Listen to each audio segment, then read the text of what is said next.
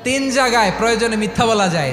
এক নাম্বার, আপনার ওয়াইফকে খুশি করার জন্য, সে একটু এরকম না বলে একটু কৌশল করে বললে খুশি হবে, ওটা বলা যায়। দুই নাম্বার, জীবন মরণের ব্যাপার, যান বাঁচানোর জন্য একটু কৌশল করে ঘুরিয়ে বললেন, এটা জায়েজ। তিন নাম্বার, দুইজন ঝগড়া লাগছে তাদেরকে মিলিয়ে দেওয়ার জন্য কৌশল করে একটু মিথ্যা বলা, ঘুরিয়ে বলা যায়। দুইজনের মধ্যে দেখলেন যে সম্পর্ক খারাপ, একজনরে বললেন, ভাই সে তো ওই দিন আপনার ব্যাপারে অনেক প্রশংসা। কি আমার ব্যাপারে প্রশংসা? কি বললো? এই বললো আপনি নাকি এই করছেন ওই করছেন, অনেক প্রশংসা। লোকটার মন খুশি হয়ে যাবে তার ব্যাপারে, ঠিক কিনা?